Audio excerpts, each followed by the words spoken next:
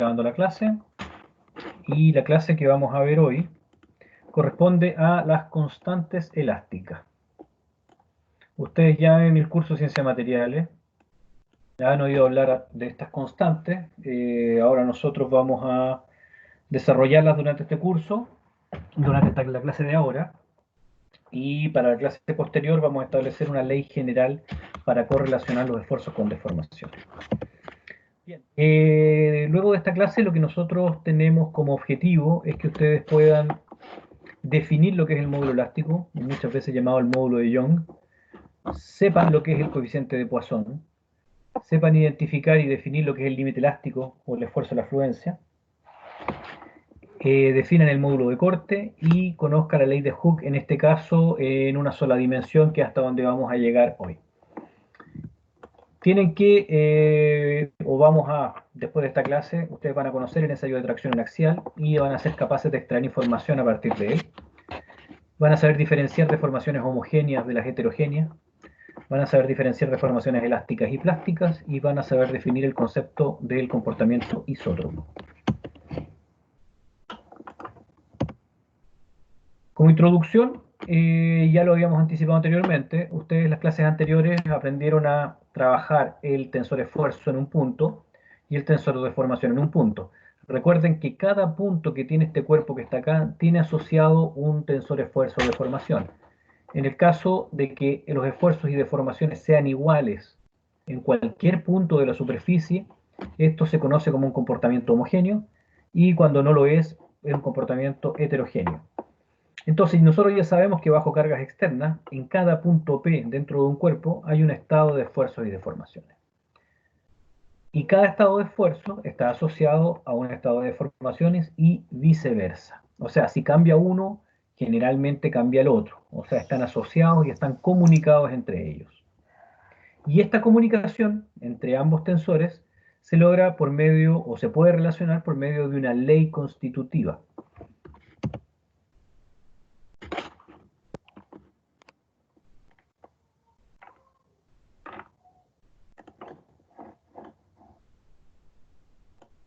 Ok. Entonces aquí nosotros como ejemplo tenemos una probeta que esta ya la vimos en la clase anterior, está sometida a una carga externa. Ustedes ya saben por estática que tienen principio de acción y reacción, tienen cargas por un lado, entonces para que esto esté en equilibrio tienen que haber cargas también por el otro lado. Esta es la foto, un zoom de lo que está ocurriendo acá, y lo que ustedes ven en colores aquí son mediciones de la deformación. En este caso corresponde a la deformación en corte, y en este caso en particular es la dirección 1,3 la que está siendo graficada acá. Esto es de una memoria de título que ya lo vimos en algunas clases anteriores. Cada color representa un nivel de deformación. En este caso se muestra la deformación de corte. En estas zonas nosotros podemos considerar que las deformaciones son homogéneas.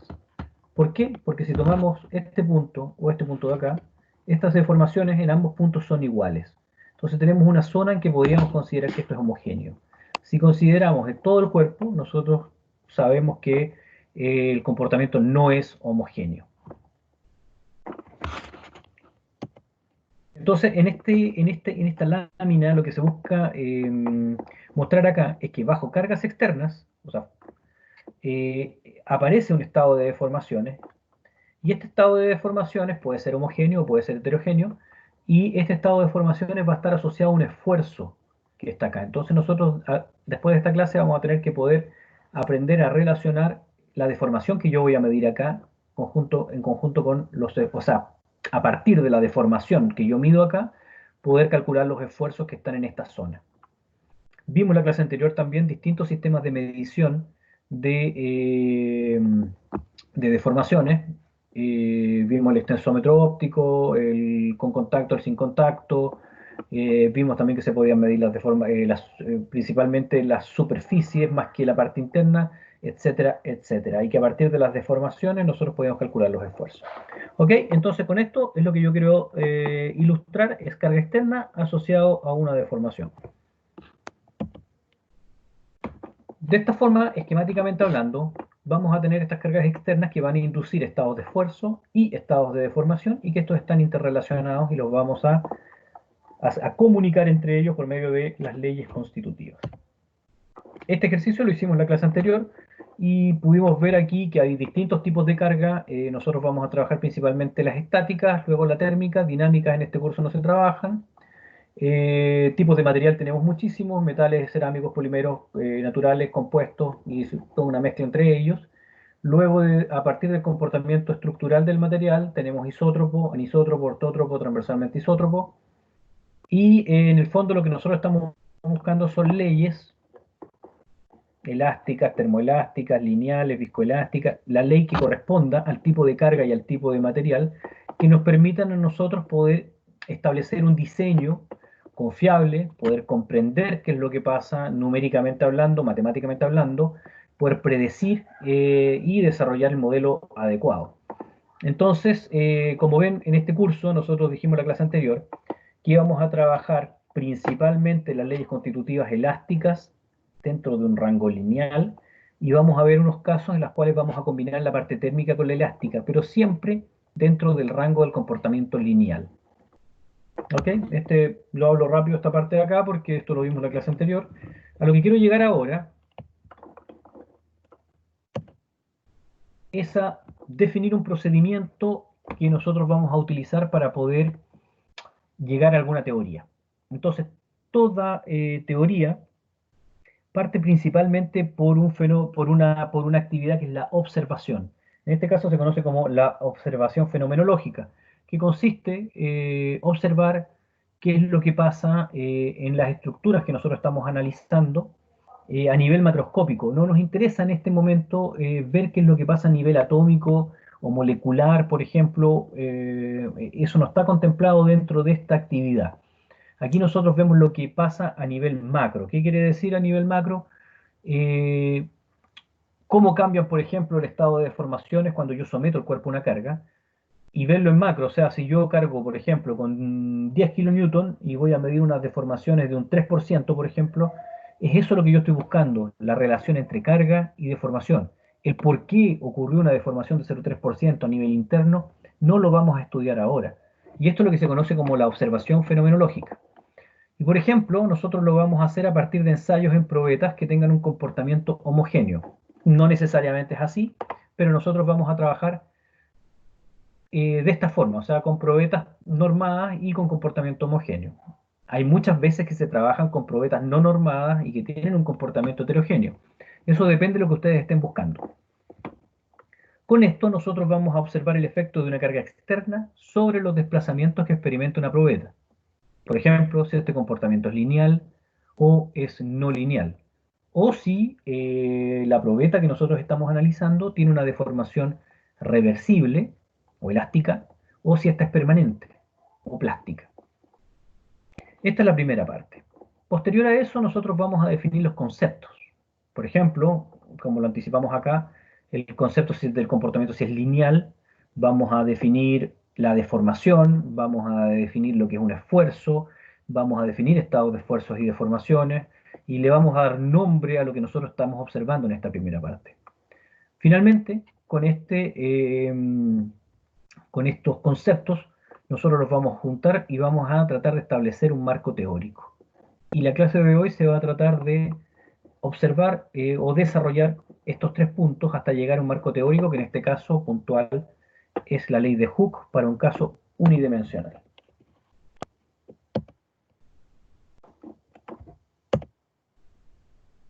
Bien, lo primero que vamos a establecer nosotros, vamos a hablar del ensayo de tracción.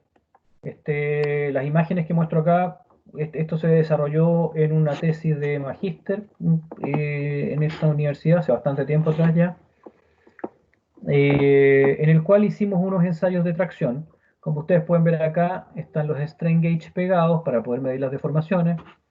En este caso el alumno aquí puso dos strain gauge para ver si habían variaciones entre este y este. Obviamente tenía que obtener que no habían cambios. Esto era para verificar que estuviera bien alineada, por ejemplo, que no hubiera ningún problema. Fíjense que pegó strain gauge en dos sentidos. Esto es para medir la deformación transversal y esta es la deformación longitudinal. Acá está la máquina y esto se conectó a un sistema de adquisición de datos. Entonces aquí él iba guardando los datos de la fuerza. La fuerza se mide con una cosa que se llama celda de carga, que en esta máquina está ubicada aquí encima. Esto se llama, este pistón de acá es el que se mueve, el de abajo, el que está aquí. Este se mueve y tira la probeta hacia abajo. En esta máquina funciona así, hay otras que funcionan tirando hacia arriba. Esta baja el pistón y tira la probeta, como les decía, hacia abajo. Y,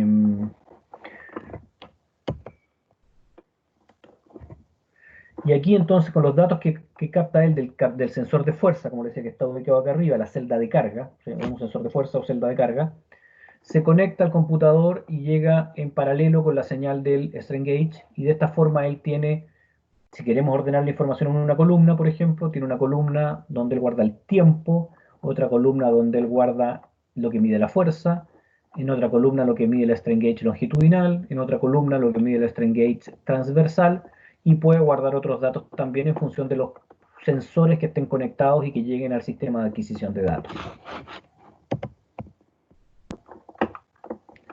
Este ejemplo también lo vimos en la clase anterior. Aquí ustedes pueden ver, está aquí en, no sé si me va a linkear a la página donde yo saqué el video.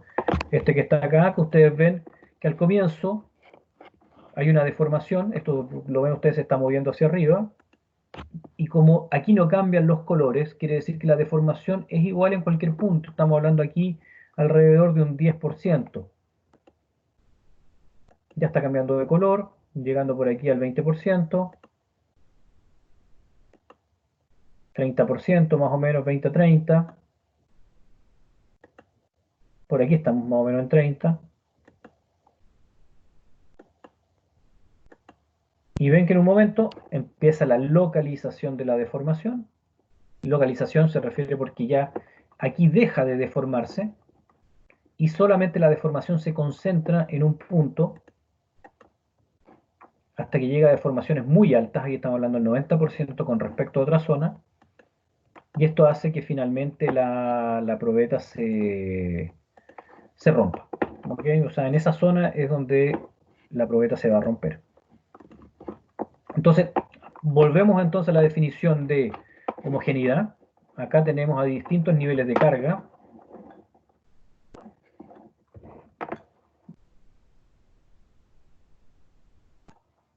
Espérate, el cursor aquí no lo veo. A distintos niveles de carga. Espérate. Acá, por ejemplo, acá es homogéneo, la deformación es homogénea, y aquí se considera como heterogéneo.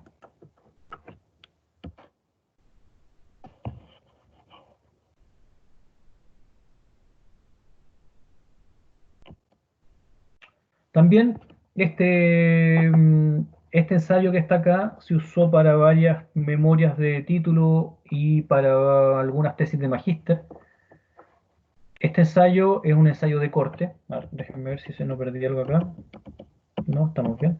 Este ensayo se llama ensayo de corte, en el cual estos dispositivos, que se llama dispositivo de dos rieles, se conecta a la misma máquina de ensayos que teníamos anteriormente. Aquí está la celda de carga, y aquí está conectado un riel, y el otro riel se conecta a lo de abajo, y esto se tracciona. Y este movimiento de tracción hace que se produzca una fuerza que logra un estado de corte en la probeta. Fíjense que aquí pegamos los strain gauge a 45 grados para poder medir el estado de corte. Aquí hay dos strain gauge a 45 grados. Estas mediciones también las hicimos con un sistema óptico, pero aquí en la foto muestro solamente esto porque se ve más claro. También se pueden ver las localizaciones de las deformaciones. A ver, demos un segundo, a ver si vemos algo más interesante.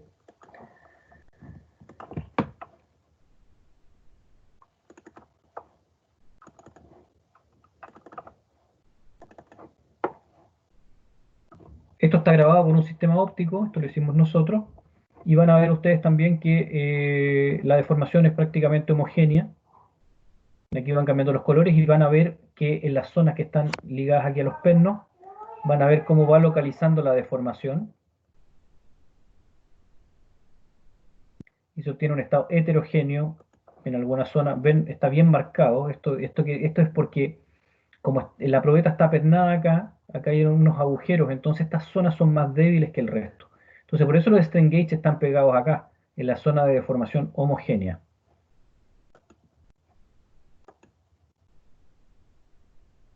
Entonces ven como perdón. El riel de abajo se desplaza en este sentido, el de arriba se queda fijo y este se va moviendo hacia la izquierda de la pantalla y ven ustedes cómo se produce un estado de corte. Entonces todo lo que se mide aquí son deformaciones de corte. Bueno, claramente cuando esto localiza ya se deja de considerar válido el ensayo, lo vamos a ver dentro del curso. ¿Okay? Este es un ensayo que nosotros hacemos bastante para identificar los materiales. En este caso en particular, las dos imágenes que ustedes ven acá, este es un material de una resina epóxica con fibra de carbono, esta es una resina epóxica con fibra de vidrio, esta es una resina epóxica con fibra de carbono. Eh,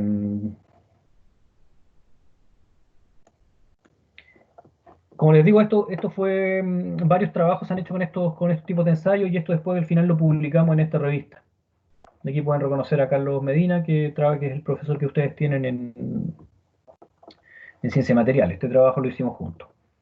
Y esto se publicó el año 2013, ya hace bastante tiempo atrás. Y bien, sigamos. Después hay otros ensayos, aquí son imágenes que yo saqué de internet porque si bien nosotros los hacemos, no tengo un registro que sea tan bueno en este tipo de ensayos, pero ven, este ensayo de flexión se llama ensayo de flexión 3 puntos.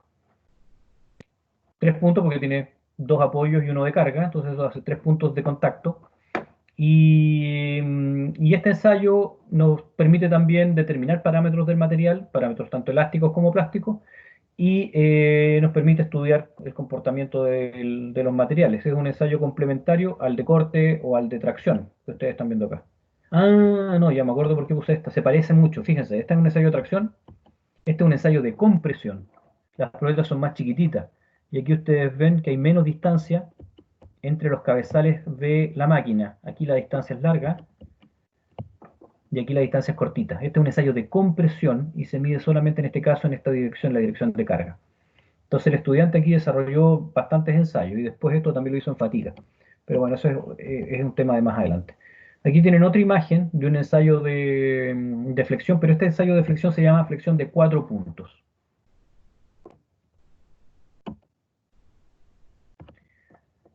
Y este ensayo también es un ensayo de flexión, que es muy común, se llama una viga en voladizo, o sea, tiene un solo punto de apoyo, esto puede ser como lo que es un ala de avión, por ejemplo. Y aquí ustedes pueden ver cómo funciona esto, lo más sencillo que hay. Cargan acá y ven cómo esto se deflecta. Esto es lo que es la deflexión. Ojo, que no es la deformación, sino que cuánto se desplaza esta punta con respecto a esto otro. Ahora, nosotros dentro de este curso vamos a aprender a hacer este tipo de ensayos y a sacar la información. Entonces, como un adelanto, vamos a ir a ver este link que está acá,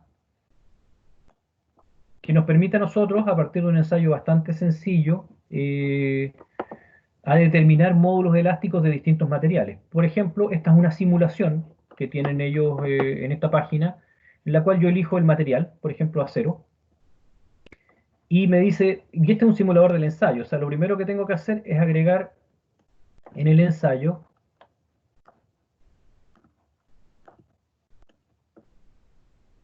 este sistema a la viga que está en voladizo.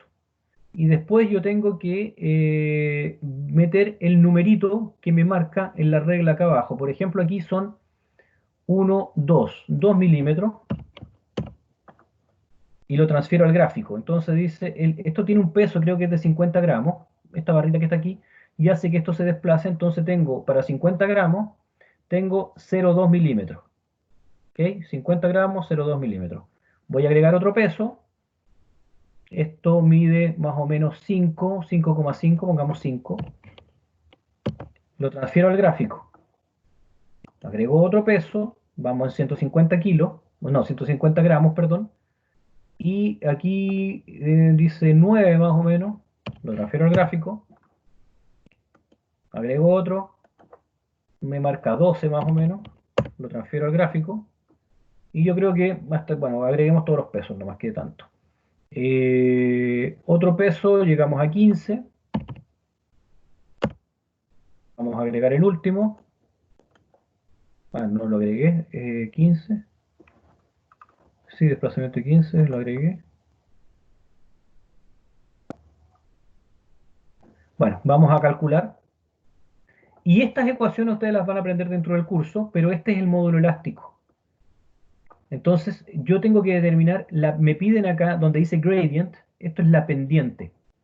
Entonces, para determinar la pendiente, yo tengo que buscarla aquí.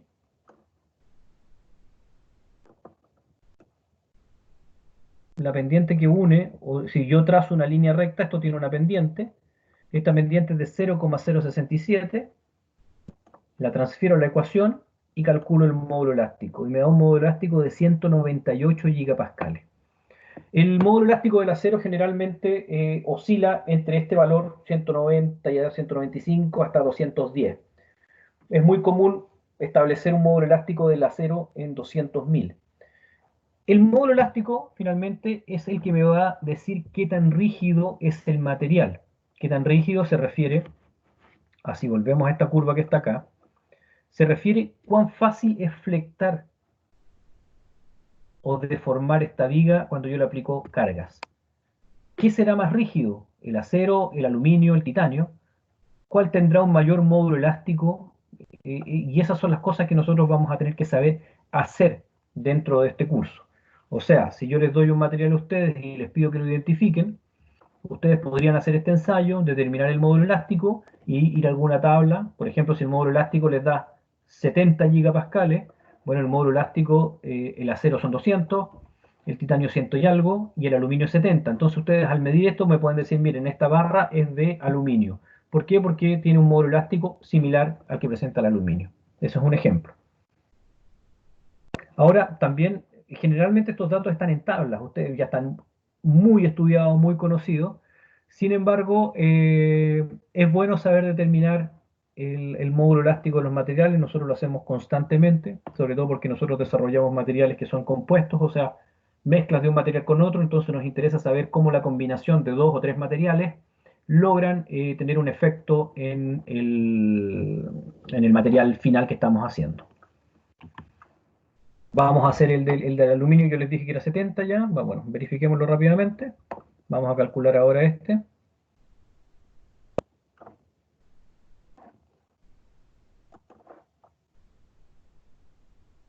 Aluminio. Ya ven cómo funciona el sistema. Primero hay que colgar esto e ir poniendo los números. Esto es 9, 18,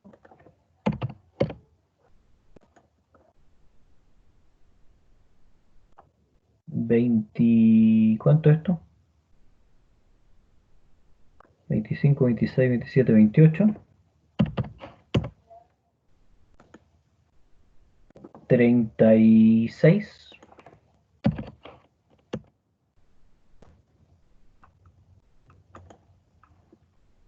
40, pongámosle. Entonces ahora vamos a lanzar la pendiente. Este número está más corrido, no lo voy a pescar. Y voy a calcular el módulo y me da 73,4. Ok, si hubiese corrido esto quizás para acá, me hubiese dado algo distinto. No, me dio más 80. Yo saqué este, fíjense, yo saqué este de acá porque, lo vamos a ver un poco después, porque me dio un comportamiento, se salió del rango elástico que yo consideré como elástico lineal. Fíjense que en el caso anterior y este, hay un comportamiento lineal entre la relación del desplazamiento con la masa. Y es el rango que nosotros vamos a trabajar y es el rango en el cual el módulo elástico es válido. ¿Ok? ¿Ven esto? O sea, esto se da, cuando hablamos de elástico lineal, esto es parte de la observación. En la parte de observación que veníamos hablando nosotros como procedimiento, lo que estamos haciendo aquí es observar qué es lo que está pasando. No estamos definiendo ninguna ley todavía, sino que mira, oye, cuando yo voy cargando, esto se desplaza y se desplaza de forma lineal. Lo mismo cuando vimos la heterogeneidad con la homogeneidad. Esto nosotros lo estamos observando y en función de lo que observamos vamos definiendo conceptos. Por último, y esto por curiosidad mía nomás, porque no me acuerdo cuánto es el módulo elástico del titanio, voy a agregar la masa. Esto después lo pueden hacer ustedes las veces que quieran. 4, 10,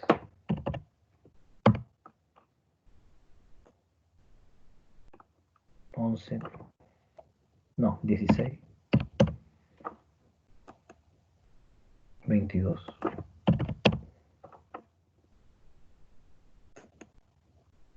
28.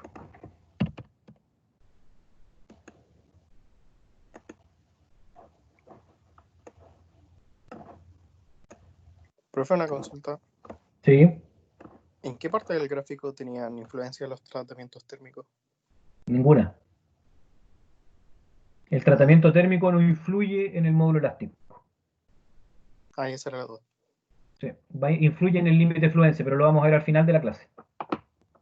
Ya, el módulo elástico del titanio me marca aquí 112,6 gigapascales, más o menos 110.000, yo le había dicho poco más de 100. ¿Ok? Entonces, eso es lo que, como ven, acero, aluminio, titanio, con este ensayo súper simple, se pueden determinar los módulos elásticos de cualquier material. Entonces, dentro de los objetivos del curso, no de la clase de hoy del curso, es que ustedes sepan a partir de este ensayo, porque esto es una flexión, entonces hay una unidad que nosotros estudiamos flexión, y ustedes van a aprender a medir los módulos elásticos de los materiales con un ensayo. Como ven aquí, la inversión en esta máquina es mínima. Es mínima. Aquí esta máquina no sé por cuánto lo podrán hacer ustedes, por 100.000 pesos, con instrumentación y todo. Entonces, es un ensayo que es muy económico y que vale la pena hacer. Bien, esto es lo que yo quería hablar como la observación fenomenológica. Ya vimos que alguna carga externa va a haber vinculado un desplazamiento, como es el caso de acá, y nosotros vimos, ya estamos observando qué tipo de comportamientos hay. Un comportamiento lineal: a medida que yo cargo, puedo medir desplazamientos, carga externa, ven lo que ocurre, distintos materiales van a obtener distinto nivel de rigidez. No sé si se percataron, pero cuando se cargó el acero al comienzo, bajó mucho menos que lo que se cargó el aluminio al mismo nivel de carga. Acero, cargo la masita aquí, y esto baja 1, 2 milímetros. Elijo el aluminio, cargo la masa y baja inmediatamente a 8 milímetros. Entonces, eso ya es una diferencia al mismo espesor de barra, porque esto se supone que tiene la misma área, esta plaquita que está aquí, a la misma área, el aluminio baja a 8 milímetros y el acero baja a 2. Entonces nosotros ya sabemos que hay una diferencia. Esto se llama rigidez en flexión. Entonces sabemos que el aluminio es más flexible, podríamos decirlo, es más flexible, es menos rígido que el acero.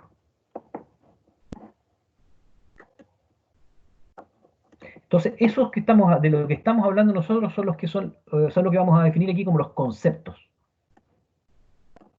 ¿Ok? Después de observar todo esto, tenemos que empezar a ponerle nombre a las cosas. Y para llevar esto a concepto lo vamos a llevar a esquemas primero que nada. Entonces aquí vamos a trabajar las mismas barras que estábamos viendo en ese caso. En el caso de flexión los vamos a ver ahora en tracción. Aquí yo dibujé unas barritas. Lo que está representado acá arriba es la sección transversal o el área de una sección transversal de la barra. Y esta barra yo la someto a una carga externa. ¿Qué es lo que observo yo? Observo que esto se alarga.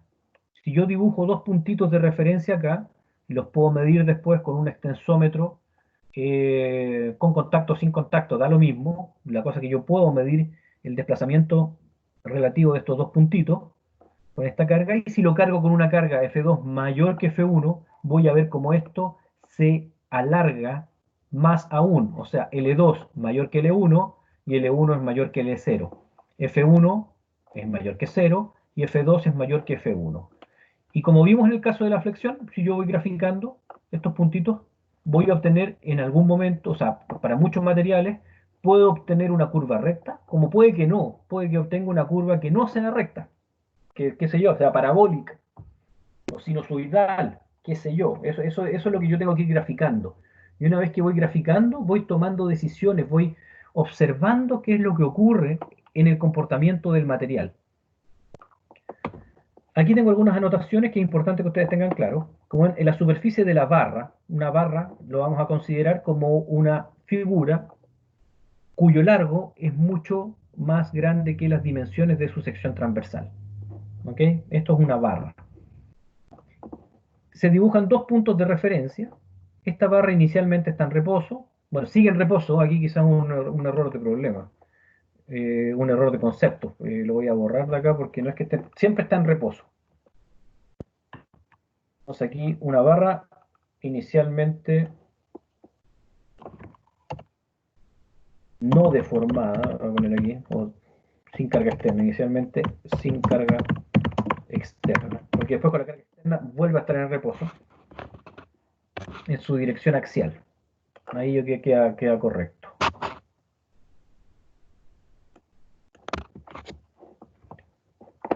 A cada nivel de carga se mide el cambio en la distancia de los puntos de referencia, y aquí esto es importante, los cambios en longitudes se exageran por razones didácticas.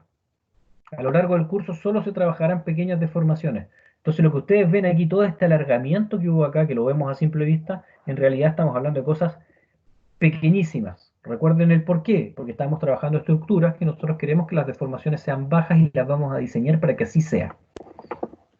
Entonces, en un gráfico se ubican los pares ordenados, o sea, la distancia entre los puntos de referencia y la fuerza externa, que es lo mismo que hicimos en este ejercicio que está acá.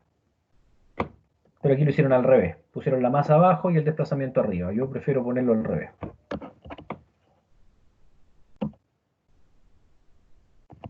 Ahora, al igual que como observamos acá, nosotros vamos a tener un comportamiento distinto en función del área y también del material. En el caso anterior probamos para distintos materiales con la misma área. Sin embargo, si nosotros tenemos el mismo material pero con distintas áreas, o sea, una probeta más pequeña o una probeta con un área más grande, perdón, aquí es probeta con área. Probeta con área más pequeña, van a entregar resultados distintos. Entonces podemos ver dos cosas, que el ensayo es dependiente del material, o sea, obviamente, pues el material, ustedes saben que hay materiales que son más fáciles de deformar y materiales que son más complicados, pero también el área, y eso ustedes lo pueden ver fácilmente. Si ustedes toman un pedazo de madera, por ejemplo un palo de helado, y lo flectan, van a necesitar cierta fuerza para flectarlo, pero si ustedes pegaran 4 o 5 palos de helado, que viene a ser el mismo material, y tratan de flectarlo, va a ser más difícil. ¿Y por qué es más difícil? Bueno, porque tienen una sección transversal distinta, tienen un área más grande. Entonces, lógicamente les va a costar más con un área más grande que un área más pequeña. Sin embargo, es el mismo material.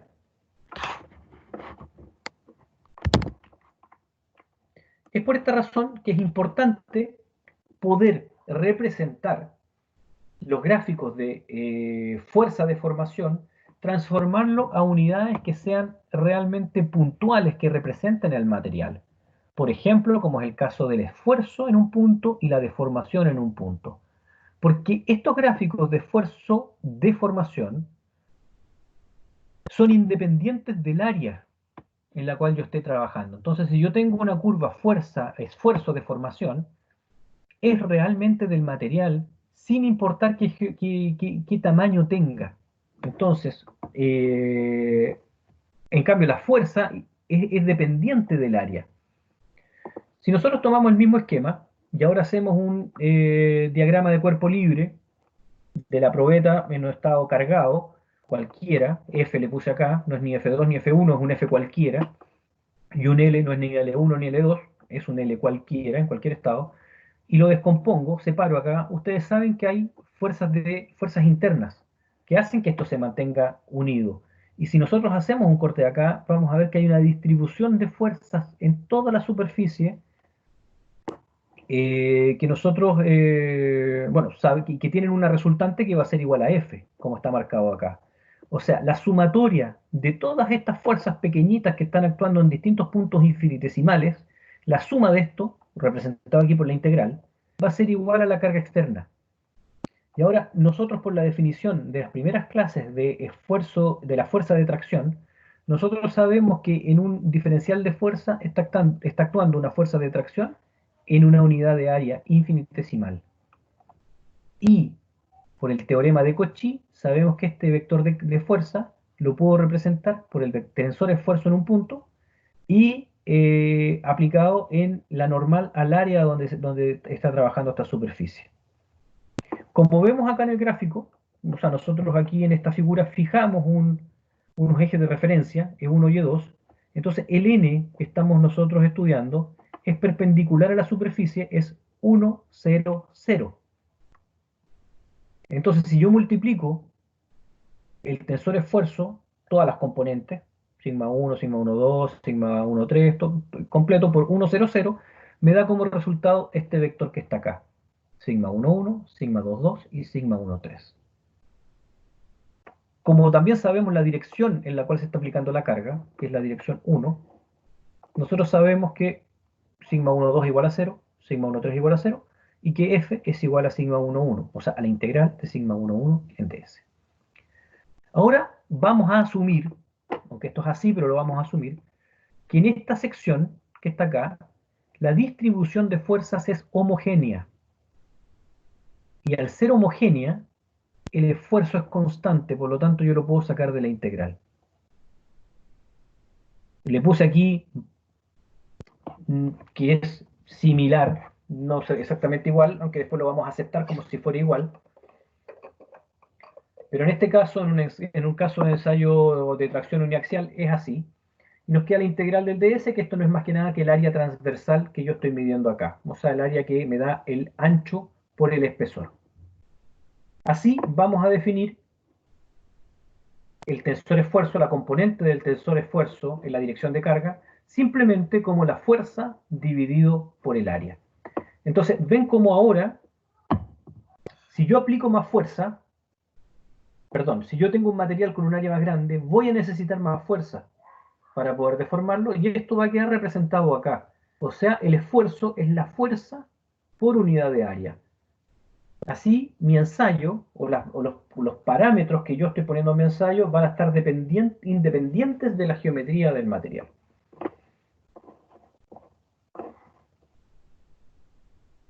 En el caso de la deformación ya lo habíamos hecho. La deformación es delta L partido por L. Por lo tanto, yo la divido, el cambio de longitud yo lo divido ya por mi referencia inicial. Así que ya tenemos dos variables que son del material propiamente tal, el esfuerzo y la deformación. Y ahora, yo este gráfico, vamos a hablar del gráfico ahora de un ensayo de tracción propiamente tal. En un ensayo de tracción, yo hago probetas especiales, que son estas que están acá, que puede ser de sección circular o de sección rectangular, y traspaso lo que yo estoy mostrando acá a cómo sería en el ensayo. Estas zonas que están acá se llaman zona de agarre. Estas son las que van dentro de la máquina, del sistema de apriete que tiene la máquina, o sea, de aquí las toma, y esto se conoce como la zona calibrada. Generalmente en un ensayo de tracción una zona calibrada es de 1 de ancho con respecto a 7 de largo. Esta zona calibrada o esta razón de unos a 7 o unos a 10, mientras más mejor, es lo que hace que yo pueda considerar que la distribución de esfuerzos internas sea homogénea, sea pareja. Si yo no cumplo con esta perspectiva, yo no podría sacar el sigma de la integral. O sea, es importante que en un ensayo de tracción se mantenga esta relación de esbeltez de 1 a 7. Y procedo a hacer mi ensayo de tracción en cualquiera de las dos probetas. Imaginemos que vamos registrando la fuerza con respecto al L. ¿Ok? Así, sin contar el esfuerzo todavía ni la deformación. Nosotros vamos a observar, como vimos acá, al comienzo de la deformación, un comportamiento lineal. Y va a llegar un punto en que esto va a perder su comportamiento lineal y va a llegar a un punto máximo, que es el punto donde se localiza la deformación. Fíjense aquí, no sé si lo alcanzan a ver.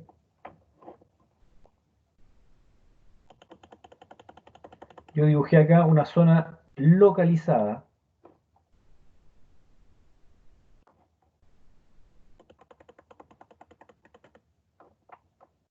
en la cual la curva empieza a bajar. O sea, yo cuando esto localizo necesito menos fuerza hasta llegar finalmente a una ruptura de la probeta.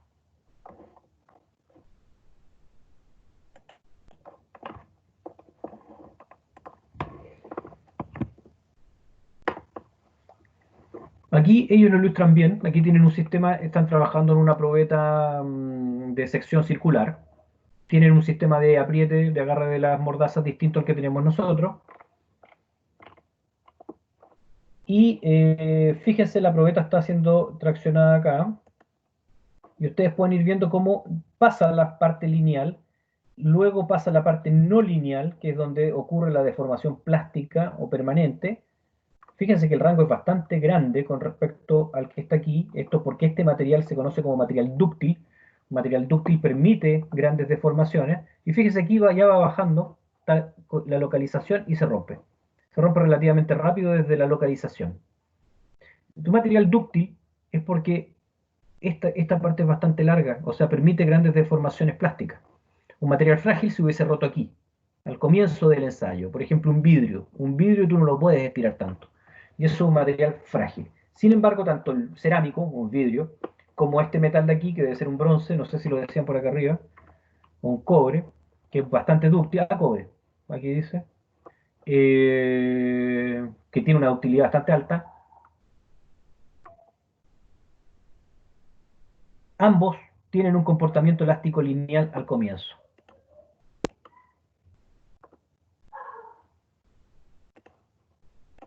¿Ven? Lineal y después, ustedes ni se dan cuenta, pero esto empieza después a deformarse permanentemente.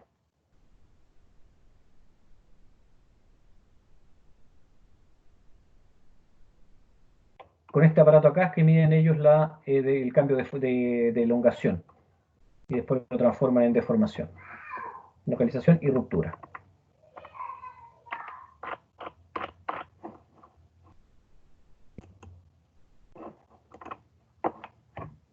Ahora, esta curva de fuerza con respecto a la longitud lo vamos a transformar en curvas de esfuerzo de formación. No sé cómo sacar. Ahí está. ¿Cómo? Simplemente vamos a dividir la fuerza por el área de la probeta y el L lo vamos a dividir por el L0. Al hacer eso, nosotros vamos a tener nuestra curva esfuerzo de formación. Pero vamos a tener aquí que tomar una decisión. Yo puedo trazar mi curva esfuerzo de formación dividiendo el esfuerzo por el área real, perdón, por el área inicial, constante, y así divido la fuerza por un número constante durante todo el proceso, o la puedo dividir por el área actual. Esto ustedes vieron en el video, cuando esto se va alargando, el área va disminuyendo.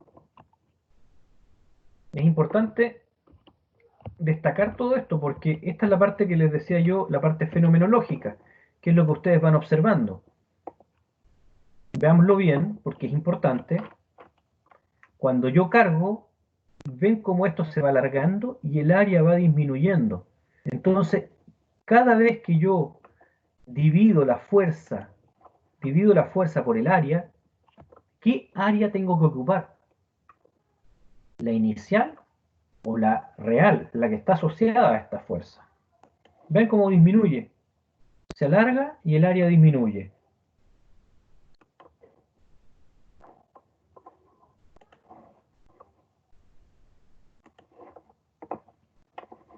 Esto yo lo representé acá en los dibujos para que lo tengan claro acá. Cuando lo tengan ustedes, lo pueden hacer un zoom, van a ver una línea punteada detrás de la probeta alargada que corresponde a la probeta en su referencia. Fíjense aquí como también yo dibujo las áreas, cómo van disminuyendo a medida que yo alargo, el área de la probeta va disminuyendo. Entonces, esto es lo que yo me refiero con la observación. O sea, alargo y el área disminuye. Entonces, y esto es importantísimo porque resulta que si yo divido por el área real, la que está asociada a esta fuerza, voy a obtener un esfuerzo y si lo hago con respecto a la inicial, voy a a obtener otro valor del esfuerzo. Aquí le llamo P. Entonces aquí va a ocurrir lo mismo que habíamos visto con respecto a las deformaciones. La deformación verdadera y la deformación nominal. Ahora, a nosotros la verdad no nos va a importar nada, porque nosotros vamos a trabajar acá. Y fíjense, hasta aquí más o menos, las curvas pegan exactamente igual. Entonces nosotros vamos a trabajar con las definiciones nominales, en las cuales medir el área inicial es muchísimo más fácil que estar midiendo el área en cada instante a medida que la probeta se va deformando. Bien, ¿qué es lo que vamos a determinar de acá o vamos a definir? Recuerden que estamos hablando de la definición de los conceptos. Al punto en el cual cambia la curva,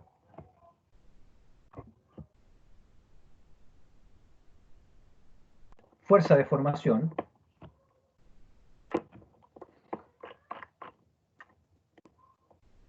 a este punto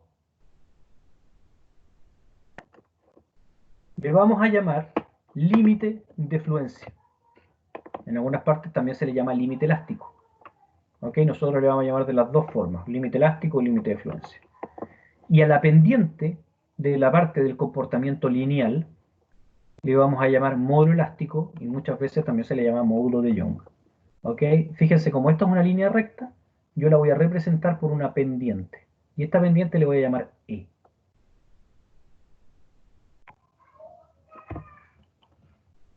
Entonces, estos dos parámetros son parámetros ya que vamos a utilizar nosotros en la parte de elasticidad. El límite de fluencia nos va a nosotros determinar hasta dónde yo puedo trabajar dentro de un rango elástico. O sea, el límite de fluencia no va a ser realmente un parámetro de las leyes elásticas, simplemente va a ser el limitante, que nos va a decir, ok, hasta aquí, hasta este valor, usted puede trabajar con la ley elástica lineal. Entonces es lo que nos va a dar el marco de referencia, el lugar seguro donde nosotros nos podemos mover con la ley elástica lineal que vamos a definir.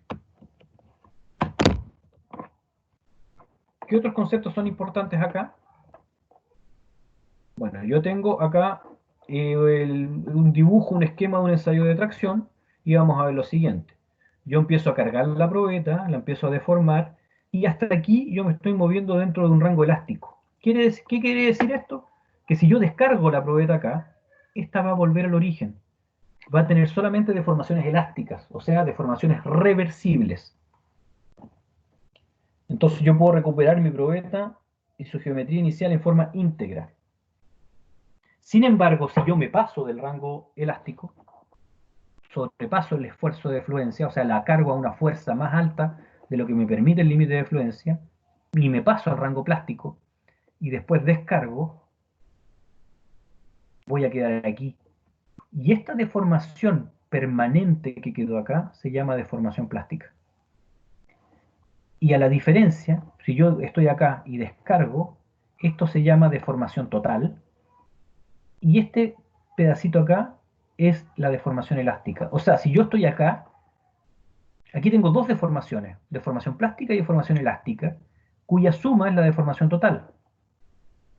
Y si yo descargo, va a tratar de volver a su forma, pero solamente dentro de lo que le queda de elástico.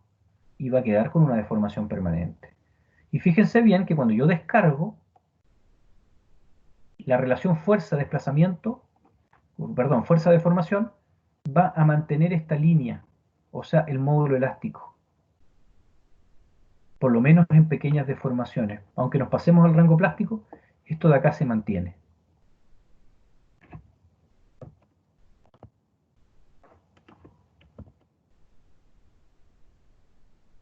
Profe, ¿Sí?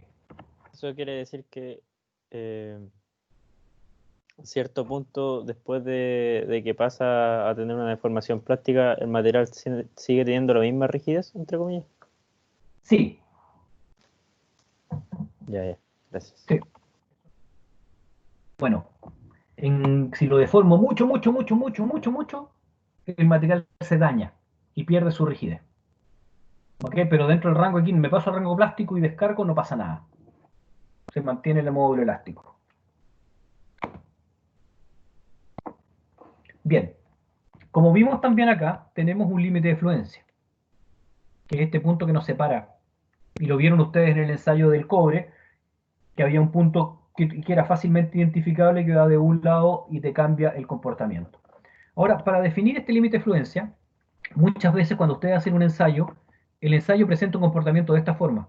Llegas acá, se produce lo que se conoce como un estancamiento y luego vuelve a crecer. Entonces tú, fácil, defines tu límite de fluencia aquí. Tiras una línea recta y dices mi límite de fluencia está definido por esto.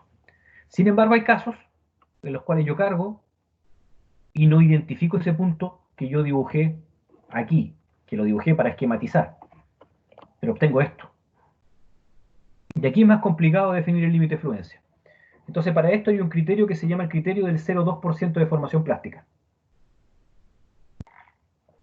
que consiste en que yo tiro una línea recta que pasa por el módulo elástico, o sea, por acá, una línea recta que pasa por aquí, la traslado hasta un 0,2%.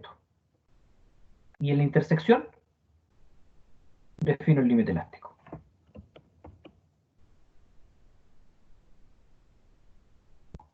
Entonces, hasta aquí hemos hecho dos definiciones de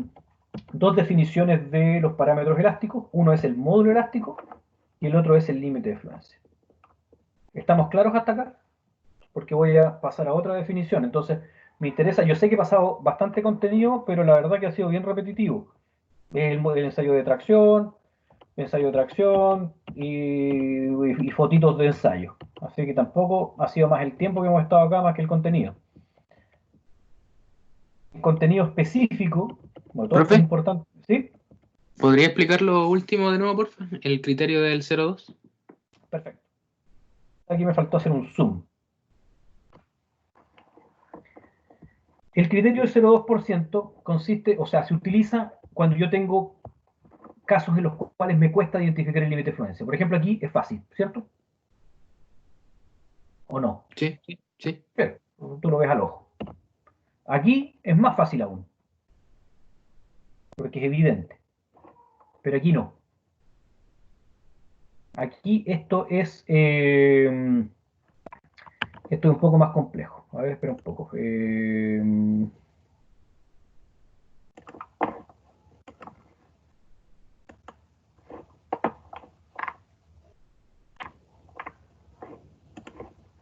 ¿Será este? Para poder explicarlo mejor.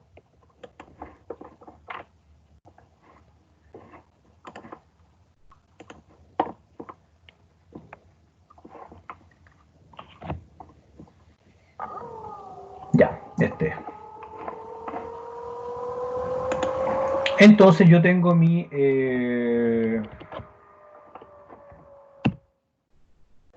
tengo esta curva y no tengo cómo, fíjense acá, en mi límite de fluencia no tengo ningún referente o algo que me indique que hay un cambio brusco. Entonces, ¿qué es lo que hago yo? Bueno, tengo mi primera parte, se supone que es un comportamiento elástico lineal, ¿cierto? Entonces, si yo trazo una línea imaginaria que va a representar mi módulo elástico, porque el módulo elástico es la pendiente. Entonces, lo que hago, esta línea imaginaria, la traslado un 0,2%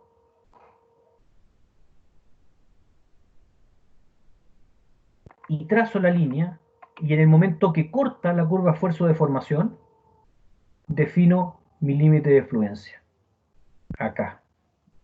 Entonces esto se llama el criterio del 0,2%.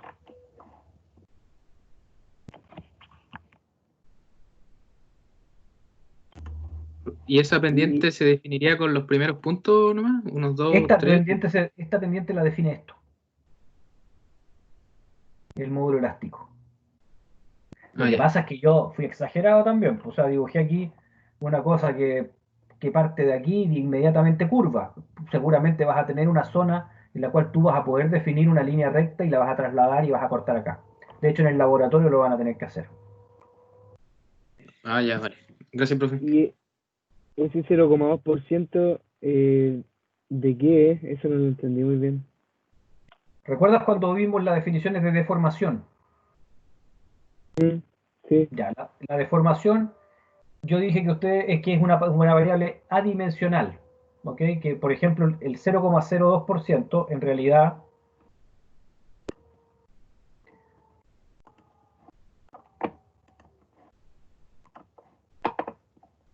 vamos a reescribirlo acá. La deformación plástica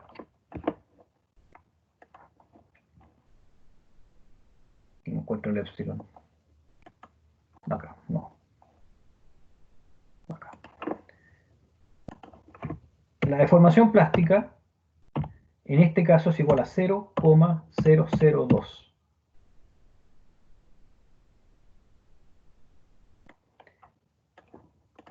Y yo la puedo reescribir así, 0,2%. ¿Se acuerda que habíamos hablado de dos formas de escribirla? ¿Con porcentaje o con el microstrange? Porque si no tengo que estar escribiendo muchos ceros. Ah, profe, pero no es el 0,2% de delta De L. nada, no es el Ah, 0,2% de nada. Es esto.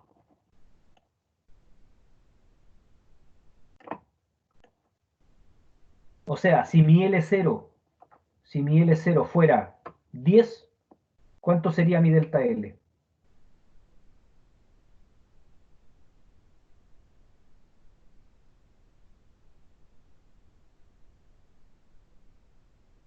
Sería 0,02. 0,02 dividido por 10 es 0,002. Entonces esta es mi deformación. Entonces yo voy a mi gráfico y veo donde dice 0,02, perdón, 0,002 y trazo la línea paralela a la que me da el módulo elástico y corto la intersección. Ahora, ¿por qué lo escribí aquí como 0,2%? Porque así se conoce en todas partes, el criterio del 0,2%. Esto se llama, la verdad que tiene un nombre oficial, que es el criterio del offset.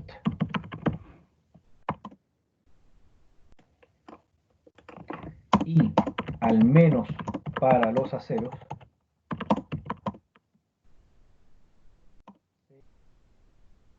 define en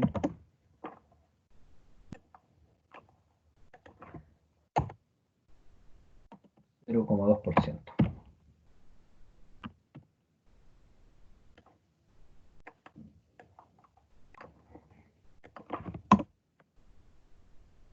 O 0,002. Que es lo mismo. ¿Se entiende ahora?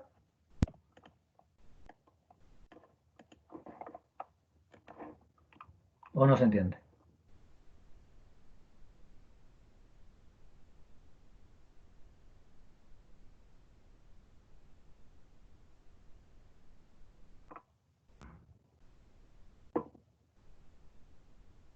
¿O lo repito? O sea, más que nada, profe, es que en el eje de la información, cuando tengamos los valores, vamos a tener que corrernos 0,002 para poder encontrar el límite de influencia. O sea, vas a tener que correr una línea imaginaria, ¿Sí? que es esta. Eso es todo. Ya. Por eso es punteada, porque es imaginaria. Entonces yo la hago y la corro. Ya. Eso es todo. Si no, por ejemplo, acá la corro donde yo quiera. Aquí, por ejemplo, si el criterio no fuera 0,2% y fuera el 10%, la corro acá y trazo una línea aquí y voy a la intersección. Ajá. Ahora, en aceros es 0,2%, por eso lo dejé claro ahí. ¿Por qué?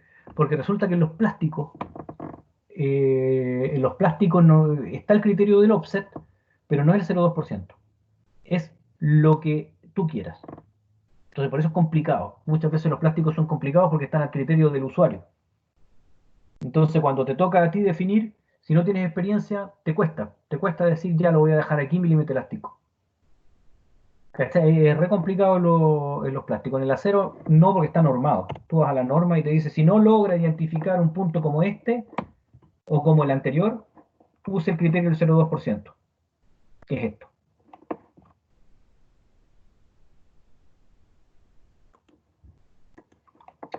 Bien, llevamos dos conceptos. Límite elástico y módulo elástico.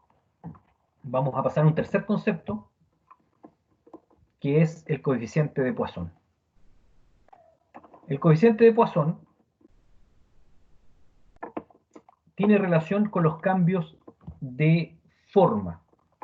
Como yo les dije, cuando nosotros traccionábamos una barra, en este caso como la que vieron en el video, una barra con sección circular, ustedes la alargan, ven cómo la sección circular disminuye. O si vemos una placa plana, y yo la tracciono, el área rectangular disminuye a un área rectangular más pequeñita. Ahora, yo lo que puedo ver es que dentro del rango elástico lineal, o en cualquier caso, la verdad, las cosas, yo voy a definir mis deformaciones. Olviden esta parte de acá, vamos a trabajar primero esta de aquí, la parte rectangular. Si yo tengo una sección rectangular definida por un ancho inicial y un espesor inicial, representado por W sub 0 y T sub 0, para estar en la misma nomenclatura que el área sub 0, y después esta se deforma, pasa a tener un W y un T, que es otro valor. Y en el largo, cuando yo estiro la probeta, paso de un L sub 0 a un L cualquiera. Entonces yo sé que mi deformación longitudinal está dado por, si uso la definición verdadera, por el logaritmo natural de L dividido por L0. Asimismo, yo puedo definir la deformación en la dirección 2, que es la del ancho, como la deformación 2 es logaritmo natural de W dividido por W0. Y como estamos trabajando en pequeñas deformaciones, yo puedo decir que también lo puedo escribir como delta W, o sea, W menos W0 dividido por W0. Y lo mismo puedo hacer con el espesor en la dirección 3. Entonces tengo la deformación en la dirección 1, que es la deformación de carga, y tengo la deformación en la dirección 2 y en la dirección 3. Entonces el coeficiente de Poisson establece la relación, el cociente que tengo yo entre la deformación en una dirección del área de la sección transversal con respecto a la longitudinal. Siempre con respecto a la longitudinal. O sea, en este caso, la dirección 2 es el ancho, entonces la variación del ancho con respecto a la variación del largo. Y esta es la variación del espesor con respecto a la variación del largo.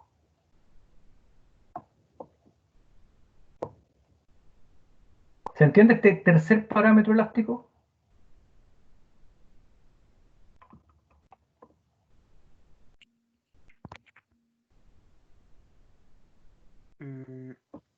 No mucho. Yo tampoco entendí mucho, profe. ¿Lo podría explicar de nuevo? Si yo tiro una barra, su sección transversal disminuye, ¿cierto? O sea, si la estiro, el área se encoge, ¿o no? Sí. Se achica, ¿cierto? Sí. Ya. El coeficiente de Poisson nos va a indicar un parámetro que nos va a permitir a nosotros poder saber cuánto disminuye el área en función de cuánto yo alargo la probeta. Entonces, estiro, porque eso es lo que estoy haciendo yo en el ensayo de tracción, cargo con fuerza la probeta, se estira y su área disminuye. Entonces, si yo mido el área, la nueva área, ¿entienden esto, no? Yo paso de tener un área con dimensiones W0 por T sub 0 a tener un área que tiene un W cualquiera más chico que W0 y un T más chico que T sub 0, porque el área disminuyó. ¿Ok? Sí, Entonces aquí también hubo un cambio de forma, o sea, la deformación, así como hay una deformación en la dirección 1, hubo una deformación, o sea, un cambio de forma en la dirección 2 y en la dirección 3. Entonces, ¿cómo los cuantifico yo? Bueno, de la misma forma como yo definí el cambio de forma para este caso que está acá, para la dirección longitudinal.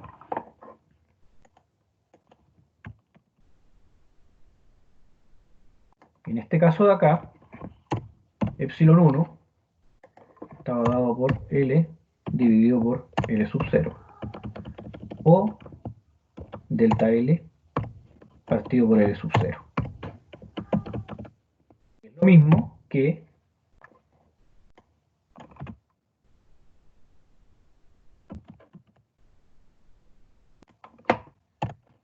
L menos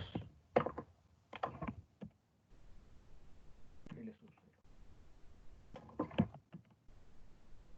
Acá.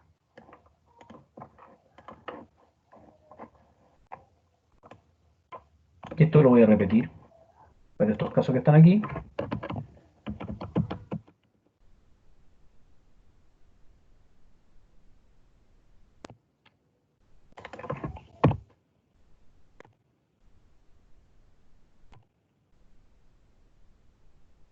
W.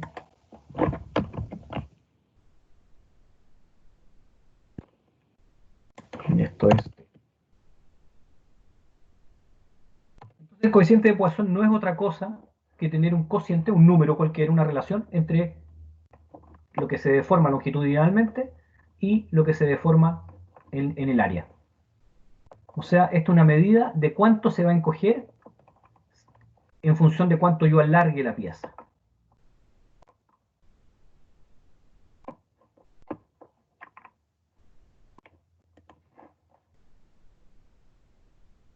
Por esto es sumamente importante que ustedes observen, como les decía. Nuevamente, porque a veces uno lo deja pasar y lo deja pasar, y aquí voy a ser repetitivo con estas partes. Observen bien el área de la probeta a medida que ésta se alarga.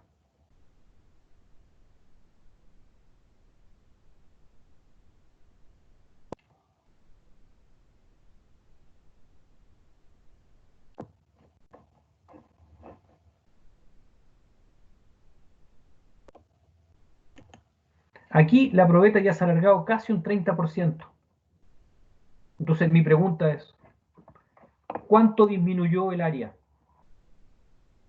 Y eso ustedes tienen que saber contestarlo. Si la probeta se alarga un 30%, ¿vieron aquí que yo hablo de 30% en vez de 0,3? Hay que acostumbrarse a eso. O sea, es 0,3. Esto es lo que es. Pero la gente tiende a hablar de porcentaje. 0,3% es 30. Entonces uno dice 30%. Esa es la forma de hablar. Se deformó un 10%, se deformó un 20%, se deformó un 30%. Es por comodidad, porque no decir se deformó un 0,1 y sobre todo en pequeñas deformaciones un 0,0001. Entonces la gente tiende a hablar en porcentaje. Entonces la probeta aquí se deformó un 30% en su longitud. ¿Cuánto se deformó en su diámetro? O una pregunta que puede ser, dígame el nuevo diámetro de la probeta.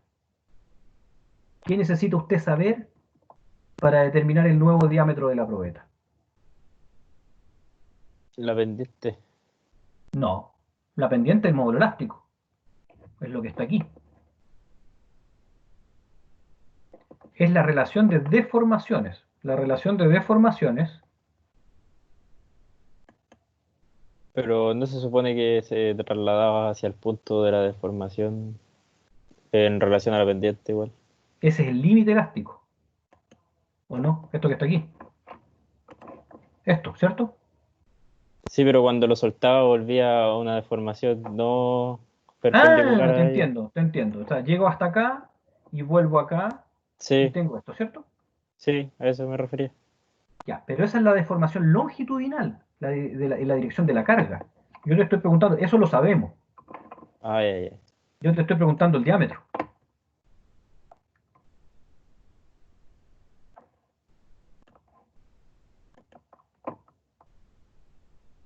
Lo voy a parar un 10% de deformación. Entonces, si yo tengo una probeta a un 10% de deformación longitudinal, ¿cuánto es su nuevo diámetro?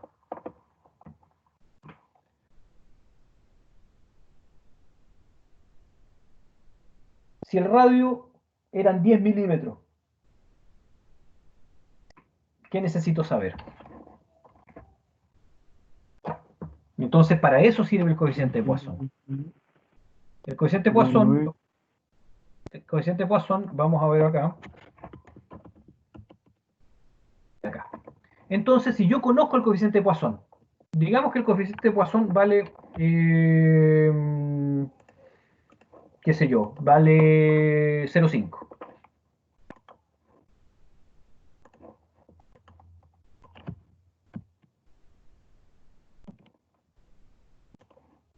El coeficiente de Poisson vale 0,5. Un medio, ¿cierto? Ya pongamos 0,5.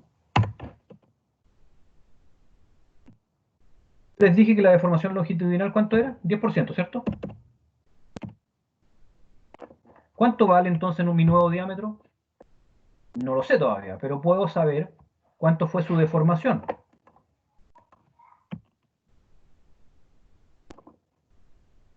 Y la deformación es 0,5 por 0,1. ¿Cuánto es esto?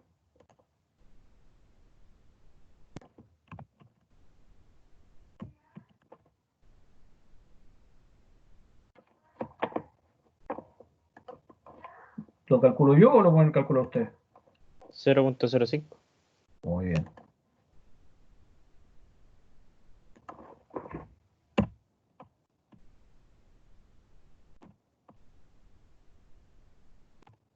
Como 0,5, o sea, un 5%.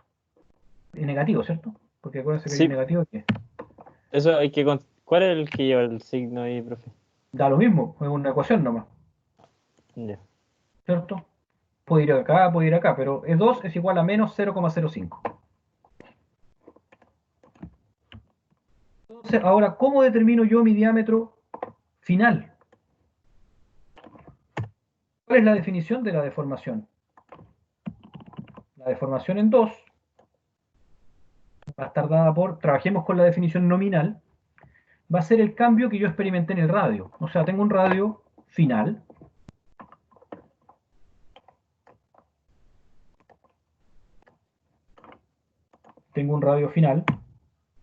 menos un radio inicial partido por el radio inicial.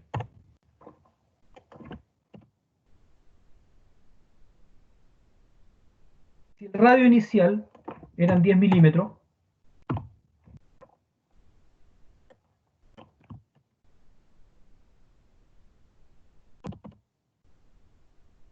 lo estoy inventando, este problema no lo tenía preparado. Pongamos que eran 10 milímetros, entonces ¿cuánto es mi radio?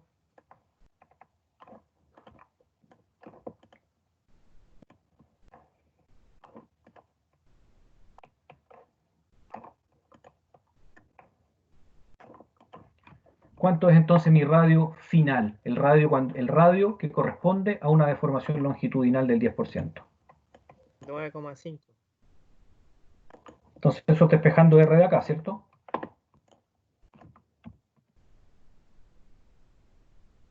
Entonces te quedaría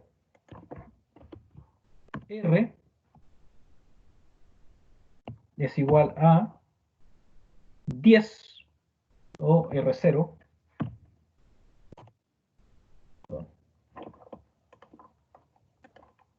Estoy despejando nomás la ecuación para que quede más. Menos R0, ¿cierto? O más, espérate. R es igual más.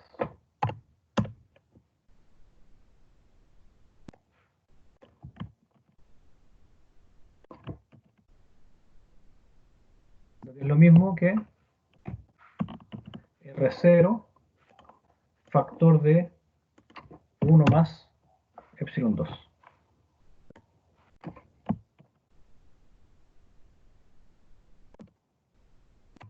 Reemplazamos, nos queda el R0 vale 10, factor de 1 más 0, no, perdón, menos 0,05.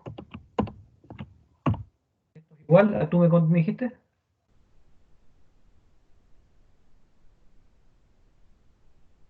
9,5.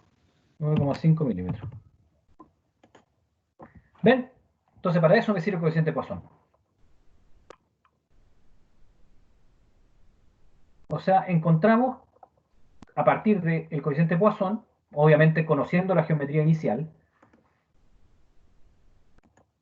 encontramos la geometría final. Ahora sabemos el radio de la pieza cuando ésta se ha deformado un 10%. Con este coeficiente Poisson de 0,5, el coeficiente Poisson generalmente va entre 0 y 0,5. Este es el valor máximo que puede tomar. Entre 0 y 0,5. Un cobre bastante dúctil, no es 0,5 porque puede ser 0,40, 0,45 por ahí. Pero esto yo lo hice para facilitar el cálculo nomás que estamos haciendo. Entonces nosotros llegamos a la conclusión de que con el coeficiente Poisson yo puedo determinar los parámetros que me faltan para determinar la deformación. ¿Entendemos un poco mejor el coeficiente Poisson?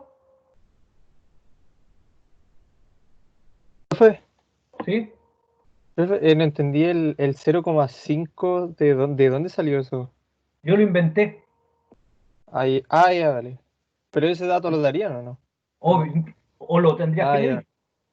Claro. Pero claro. son parámetros de material. O sea, recuerden, módulo elástico, límite de fluencia, coeficiente de Poisson son parámetros de los materiales.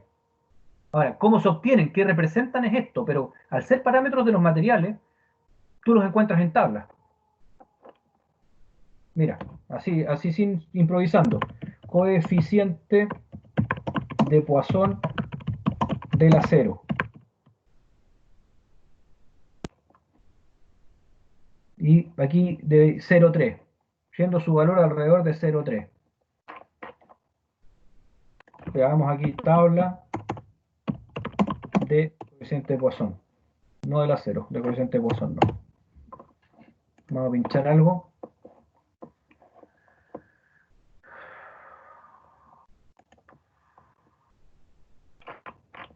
Acá, por ejemplo, mira. Razón de Poisson le llaman acá. Aleación de aluminio 0,34, cobre al berilio 0,29, latón bronce 0,33, aleaciones de níquel 0,30.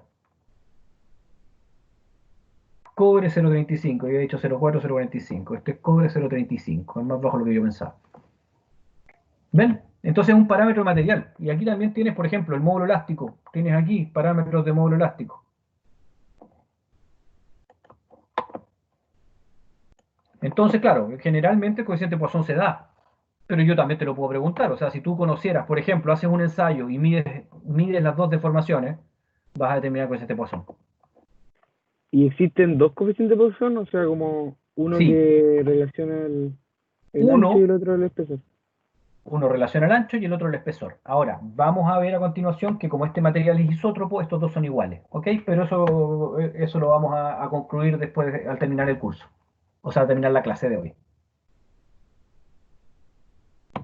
Ok, aquí yo hice acá al lado, esto es similar y esto denle la vuelta a ustedes. Yo generalmente aquí no lo quise hacer porque a veces tú mides secciones circulares. Entonces tú puedes hacer lo mismo que acá, por ejemplo, R0 acá y R0 acá, XY, 1, 2, lo que ustedes quieran como eje, y determinan las deformaciones en un sentido y en el otro. Se puede hacer exactamente igual como lo hicimos acá. Pero otra forma de hacerlo es midiendo el cambio en el radio y el cambio en el arco. O sea, imagínate que tú haces una rayita roja a la probeta.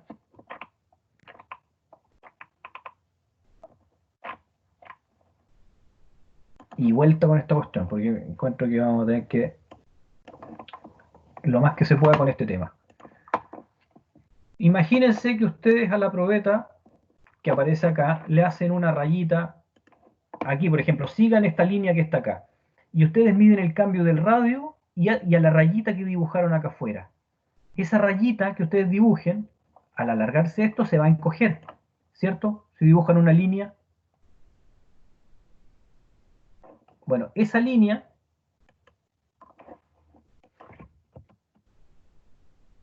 se va a encoger de esta forma. Así como disminuye el radio, se encoge la línea que van a hacer acá.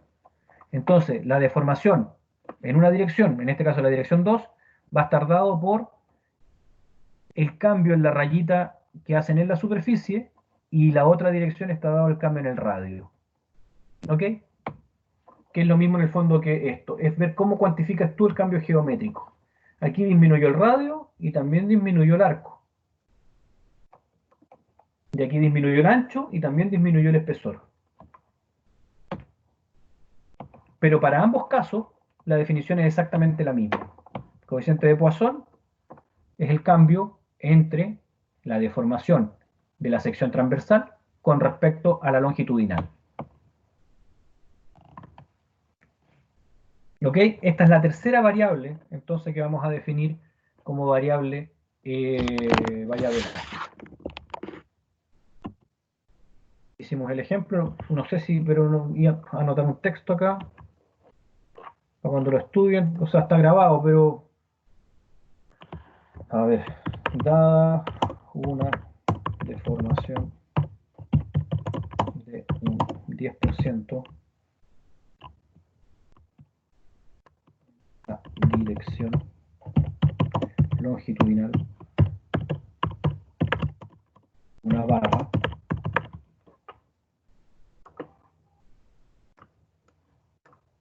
de sección circular,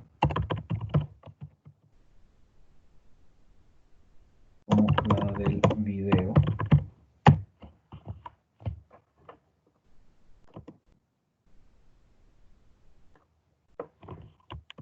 calcule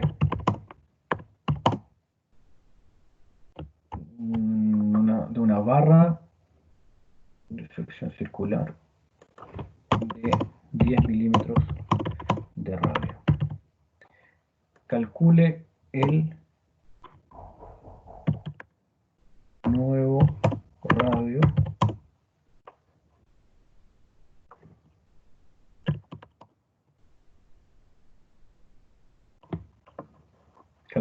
radio si el coeficiente de Poisson es 0,5. ¿Ahí queda más claro? Si bien en la tabla salía que el coeficiente de Poisson del cobre era 0,35, en realidad, y esto no tiene nada que ver con el curso, pero es así, en los metales, cuando tú pasas el rango elástico, el coeficiente de Poisson vale 0,5. O sea, para todos los metales, si sales del rango elástico, el Poisson vale 0,5. Para todos los metales dúctiles. ¿Ok? Así que no es falsa esta información que está acá. Ok, pero no le demos más con ese tema. El coeficiente de Poisson queda definido por el cambio de la sección transversal con respecto a la deformación longitudinal. Vamos a definir un cuarto concepto y último, que es el módulo de corte. El módulo de corte es el equivalente al módulo elástico. En el fondo este es módulo elástico en corte y el otro es módulo elástico en tracción, pero se le conoce a este como módulo de corte, a la relación que tengo yo para un estado de corte puro, entre el tau y el gamma, la deformación angular. Entonces la pendiente que se da en una curva que yo obtengo con esfuerzos de corte, por ejemplo con este ensayo que está acá, yo determino el tau, el esfuerzo de corte, lo grafico con respecto a la deformación angular, obtengo la curva y determino el módulo de corte, que es la pendiente que está acá. Ahora, si yo descargo, obtengo el módulo de corte acá. Entonces, es lo mismo que el caso del módulo elástico, pero esto es un estado de corte. Ahora, este es un ensayo para poder determinar un estado de corte, pero también el ensayo de torsión en tubos me entrega un estado de corte puro. Esto lo vamos a ver en el capítulo de torsión en más detalle. En realidad, este ensayo es muy complejo de hacer, casi nunca, es muy poco lo que se hace, y generalmente como muchos metales tienen un comportamiento isótropo, que es lo que vamos a hablar ahora, un nuevo concepto, se calcula de otra forma, ¿ok? Entonces, pero el concepto es el mismo que el módulo elástico, así que no voy a entrar en mucho detalle con esto. Lo que sí, recapitulando, tenemos ahora otro también que es el límite de fluencia en corte. Entonces tenemos el límite de fluencia en tracción, el límite de fluencia en corte, el módulo elástico, E, y el módulo de corte, y el coeficiente de Poisson. 5 parámetros. Ahora esto se simplifica un poquito porque en muchos materiales, aquí yo dibujé, por ejemplo, un formato, ustedes pueden comprar una placa de metal o un bloque, qué sé yo, da lo mismo como compren el material. Si ustedes sacan probetas en distintas direcciones, por ejemplo aquí en la plancha, y cortan probetas, qué sé yo, a 0 grados, 15, 30, 45, 60, 75 y 90 grados, y ustedes hacen un ensayo de tracción, en un material isótropo el resultado va a ser el mismo. O sea, la isotropía quiere decir que el comportamiento es igual independiente de la dirección. Entonces, independiente de donde yo haga el ensayo, voy a tener el mismo módulo elástico, el mismo coeficiente de Poisson, el mismo módulo de corte, sí que da lo mismo. Y eso simplifica las cosas, porque de esta forma, el coeficiente de Poisson, 1, 2 o 1, 3, como yo los habíamos definido anteriormente, yo lo defino por uno solo. Y también, que esto no lo vamos a explicar en mayor detalle, vamos a poder relacionar el módulo de corte por medio del módulo elástico y el coeficiente de Poisson. O sea, esto de acá se da. Entonces G no voy a hacer ningún ensayo, simplemente con un ensayo de tracción, conociendo el módulo elástico y el coeficiente de Poisson, yo puedo determinar el módulo de corte.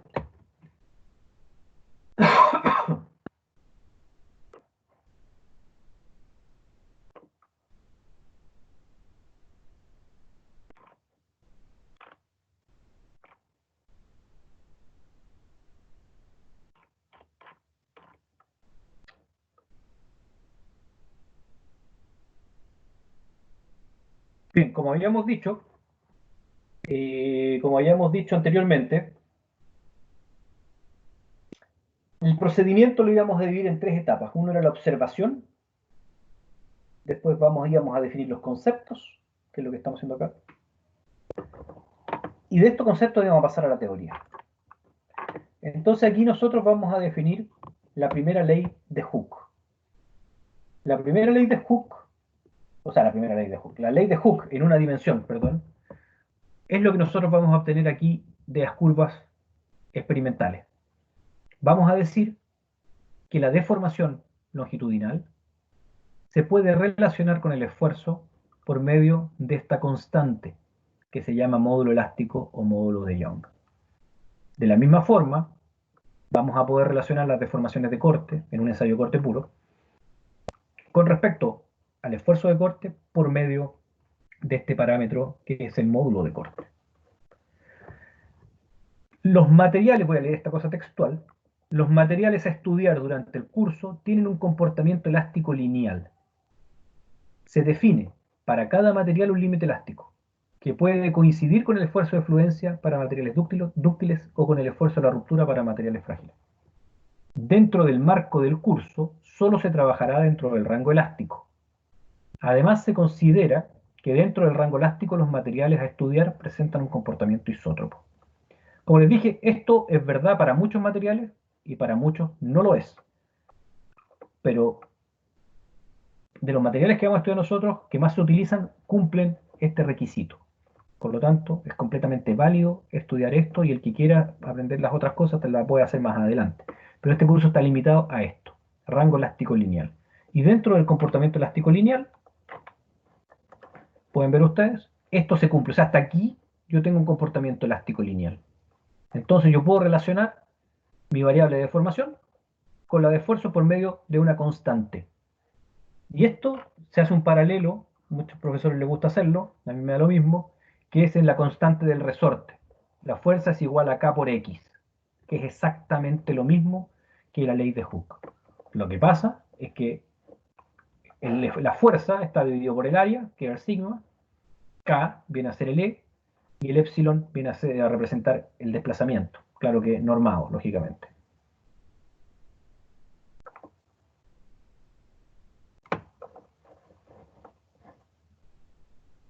Bien, haciendo un resumen. Para el caso de tracción uniaxial, esto es un resumen un poco de todo, tenemos un estado de esfuerzo que está definido por este tensor, que puede ser representado por un estado de esfuerzo plano, o sea, no tenemos esfuerzos en este sentido. Los esfuerzos principales son sigma 1 y sigma 2, que sigma 2 vale 0. Recuerden esto en el círculo de Moore, era, bueno, véanlo ustedes, pero pueden dibujar el círculo de Moore acá, un punto está en el 0 y el otro punto está en el sigma 1, trazan el círculo y van a poder determinar ahí dónde está el esfuerzo del corte máximo y todo eso. Ahora, ¿qué es importante que ustedes tengan claro? Es que si bien yo tengo un estado de esfuerzo plano en el estado de tracción inercial, en mi estado de deformaciones no es así. Tengo deformaciones en epsilon 1, deformaciones en epsilon 2 y deformaciones en epsilon 3. Acá, ¿ven? O sea, yo estiro la pieza tengo esfuerzo solamente en la dirección 1, pero se me deforman los tres ejes. Entonces voy a tener deformaciones en los tres ejes. Así que no lo puedo representar por un estado de deformación plana. Y las deformaciones principales son sigma 1, que es positivo, si es que este es positivo, sigma 2, que es negativo, porque encoge en esa dirección, y sigma 3 es negativo porque encoge en esta dirección. Ahora, si el material es isótropo, tenemos que sigma 2 es igual a sigma 3. Perdón, epsilon 2 es igual a epsilon 3. Así, si partimos de la definición del coeficiente Poisson, y para un comportamiento isótropo, nosotros esto de aquí lo podemos escribir así.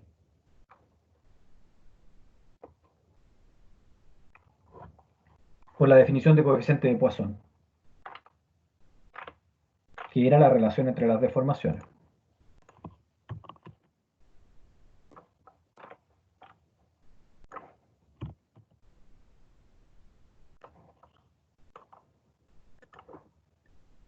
O sea, el coeficiente de Poisson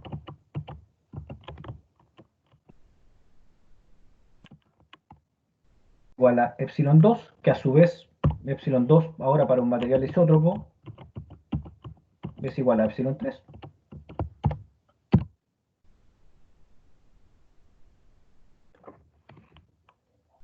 Para que quede mejor. Un poquito más bonito.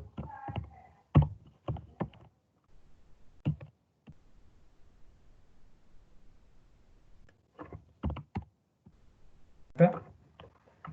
Así puedo reescribir mi tensor de deformaciones de esta forma y queda definido solamente conociendo el coeficiente de Poisson y la deformación longitudinal. Entonces, si conozco el parámetro, es fácil, solamente voy a medir la deformación longitudinal y calculo con el coeficiente de Poisson las demás deformaciones y voy a poder saber cuál va a ser el área nueva de la pieza que yo estoy deformando. O cómo cambió su forma. Y en resumen de la clase de hoy, definimos 5 parámetros elásticos que son los que están aquí. Módulo elástico, módulo de corte, coeficiente de Poisson. Y entre esos tres no son independientes. Si yo muevo uno, se mueven los otros, porque se tiene que cumplir esta relación. A su vez, definimos dos parámetros que no son realmente parámetros elásticos, sino que son los parámetros que nos definen los límites de trabajo. O sea, si yo me paso de uno, ya no estoy en el rango elástico lineal. Por lo tanto, es importante saber esto, conocer estos números para saber dentro de qué rango estoy trabajando yo. Y preocuparme que los cálculos que yo estoy haciendo estén dentro del rango elástico.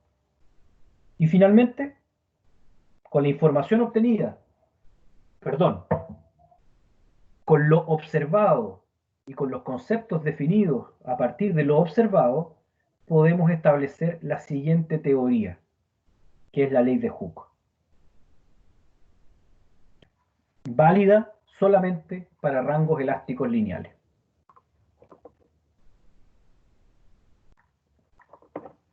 Bueno, seguramente en ciencias de materiales ustedes han visto esto. Estos de aquí están aquí, se llaman los gráficos de Ashby. ¿Los han visto?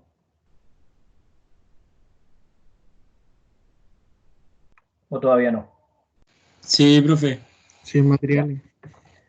En materiales se ve esto se obtiene a partir de un software que se llama CES EduPack, que ustedes lo tienen a disposición en los laboratorios de la universidad. Cuando vuelvan lo van a poder ver. Para el curso no es necesario, es simplemente una imagen gráfica buena para poder saber, por ejemplo, aquí yo clasifiqué los elastómeros, que son las gomas, plásticos en general, materiales naturales como la madera, los huesos, el cuero y esas cosas, metales y aleaciones que están aquí, y materiales cerámicos. Entonces podemos ver que el módulo elástico puede ir desde el 0,001 gigapascal hasta, qué sé yo, los 1000 gigapascales. O sea, tienen un montón los materiales, y esto les da a ustedes la libertad de elegir el que más les conviene. Aquí no siempre el que tiene mayor rigidez es lo mejor.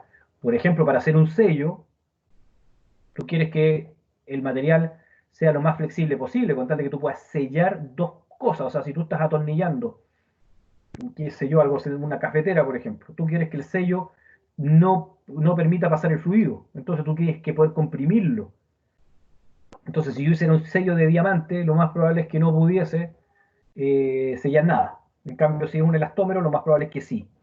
Entonces voy a elegir uno con un módulo elástico bajo. Pueden ver también aquí el coeficiente Poisson para distintos materiales. Metales y aleaciones. A mí me gusta siempre graficar con respecto a la densidad, porque la densidad a mí me da un conocimiento de cuánto pesa o cuánto es la rigidez con respecto al peso. O sea, porque generalmente uno quiere diseñar lo más liviano posible. Entonces, si tengo que elegir, por ejemplo, este punto verde son los aceros. Y este grupo de materiales morados son los aluminios. Entonces yo puedo ver cuánto más liviano es el aluminio con respecto al acero. Esto de acá el titanio. Módulo de corte, por ejemplo. Límite de fluencia o límite elástico. Hay varios materiales. Pero quiero llegar a esto. Por ejemplo, aquí estoy comparando el módulo elástico de el acero. Aquí son aceros al carbono. Del aluminio y del titanio. Fíjense lo homogéneos que son. Aquí cada rayita representa un tipo de acero. Cada rayita un tipo de aluminio, de titanio, y cada rayita un tipo de aluminio. Entonces, fíjense aquí deben haber, no sé, pongamos que unos 40 tipos de acero. Cada rayita, como les decía, representa uno. No se ve tan bien acá, pero es así. Fíjense que todos los aceros al carbono tienen más o menos unos 200 gigapascales, 200, 210 gigapascales de módulo elástico. Y el aluminio alrededor de los 70 y el titanio entre 100 y 120. Todos. Como ven, la variación de módulo elástico es muy baja en los metales. Lo mismo el coeficiente Poisson. Miren los aceros, 0,29, parejito. Ese es el rango. Esta longitud de cada rayita presenta el rango. Puede ser un poco menos, puede ser un poco más, pero alrededor de 0,29. El aluminio alrededor de 0,33 y el titanio un poco más variable, pero varía entre 0,36 y 0,32. Podríamos decir que promedio 0,33 también. Con el módulo de corte pasa algo similar. ¿Por qué? Porque el módulo de corte está directamente relacionado con Poisson, con el coeficiente Poisson y con el módulo elástico. Sin embargo, cuando estamos hablando de límites de fluencia, tanto en tracción, perdón, y el esfuerzo a la ruptura, y este es a la fluencia, que es el que vimos hoy día, fíjense la variación. Y aquí es lo que el compañero preguntaba en la mitad de la clase. ¿Qué pasa con los tratamientos térmicos? Se ven reflejados en el límite elástico, no en el módulo elástico, sino que en el límite. Este acero, por ejemplo, que está aquí, el IC 1141, fue tratado térmicamente. Está indicado acá. Esto es el tratamiento térmico que se le hizo. Y este, bueno, si bien también tuvo un tratamiento térmico, pero es distinto, tuvo un recocido, tiene un valor más bajo. Lo mismo pasa con el aluminio, lo que está aquí representa los tratamientos térmicos, T4, T61511, eso representa el tratamiento térmico. Ven que también tiene una oscilación grande. El titanio un poco menos, pero hay muchos menos materiales en titanio de lo que hay en aluminio o en acero. Entonces, todos estos tratamientos térmicos y cosas así tienen que ver con el límite de la fluencia, no con el módulo elástico. Ustedes en ciencia de materiales van a ver que el módulo elástico depende, en los metales por lo menos, de la estructura, tiene un nombre que eso se me va, pero de la estructura atómica, digámoslo así, del ordenamiento atómico que tiene el material. Bien, para terminar, estas son algunas curvas de algunos aceros, estos los he hecho yo. Este es un acero que se llama DC06, estos dos son de industria automotriz y esto de aquí es de construcción. Fíjense, este de aquí es un material que tiene una deformación, es muy dúctil este material, un 0,4%. Perdón, un 0,4, es un 40% de deformación. Sin embargo, este más o menos un 15% de deformación. Este de aquí un 25% de deformación. Aquí, por ejemplo, se observa lo que les decía yo, que es fácil determinar el límite elástico. El límite elástico aquí era 380 y algo, porque se ve este estancamiento y después vuelve a subir la curva. En estos era un poco más difícil, sobre todo en este.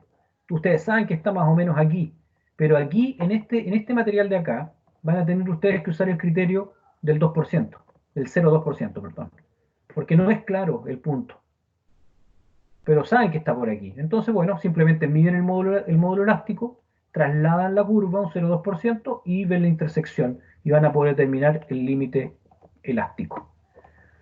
Fíjense también que si comparamos los tres, es lo que pasaba en la curva que yo les mostraba acá. O sea, son aceros, son tres tipos de acero, tienen la misma pendiente, sin embargo, uno es mucho más dúctil que los otros y uno es mucho más resistente o tiene un mayor límite elástico que los otros.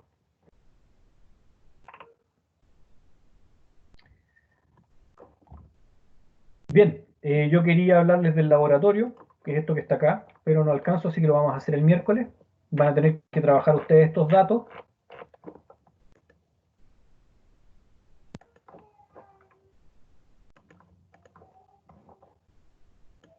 Para poder hacer las curvas. Esta es una curva, es uno de los aceros que yo les mostré acá. Es este que está aquí, el DP1000, este que está acá. Pero aquí yo hice un ensayo de carga-descarga. Lo cargué hasta un punto, descargué, volví a cargar, descargué, volví a cargar, descargué y así. Entonces ustedes pueden ver cómo cambia la pendiente cuando yo descargo. La pueden medir acá, acá y acá.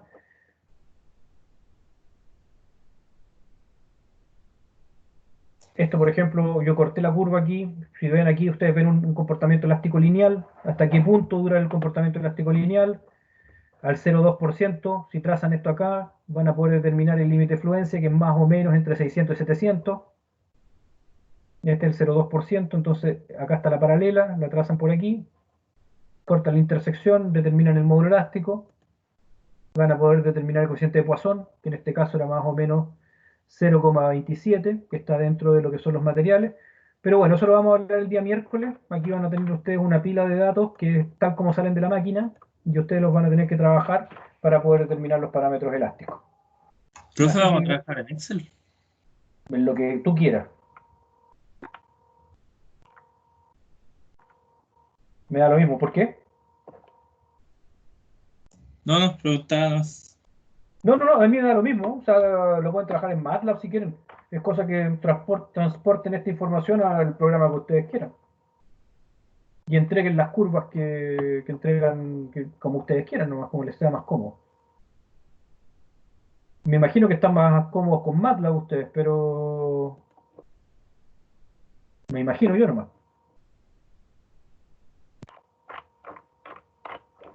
Pero eso lo dejamos para el día miércoles, porque ahora estamos muy justos y no la quiero subir sin una explicación un poco más en detalle de lo que hay que trabajar. Bien, yo sé que estamos 2 minutos pasados, pero si tienen algunas consultas o algo que quieran comentar, revisen esto, lo comentamos el miércoles.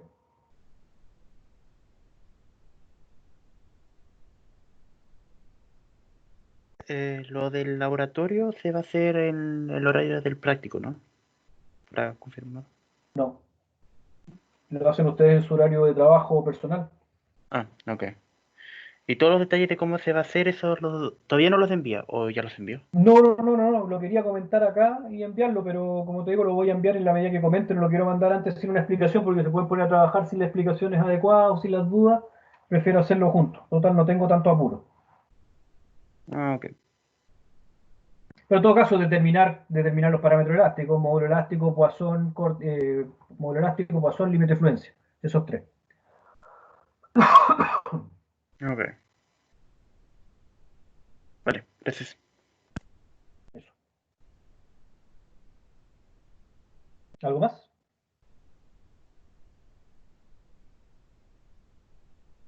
Recuerden que en los módulos, en Canvas, hay 2 guías de ejercicio que están disponibles, que van a salir para el certamen. El certamen es dentro de poco, es el 18 de mayo, en 14 días, 2 semanas más.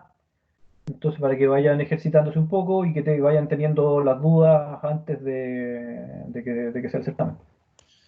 Profe, ¿el certamen se va a tratar de esas dos guías o va a haber una más? Va a haber una más. Ya, gracias. Y el laboratorio también, por lo que van a hacer ahora.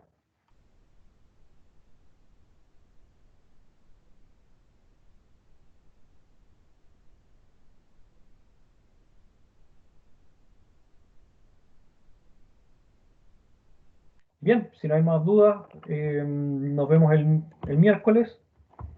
Traten de revisar lo que vimos hoy, fue bastante denso. No es tan complejo, pero revísenlo. Recuerden que tienen el apunte. Yo no soy tanto de hacerles test a cada rato. Confío nomás en la madurez que tienen ustedes, que son adultos. Eh, no sé, prefiero que administren ustedes el tiempo como les parezca mejor, pero no dejen botar las cosas, porque si no, al final es muy tarde cuando quieren meterse dentro del tema. No es algo complejo, pero lo tienen que ir estudiando de forma gradual.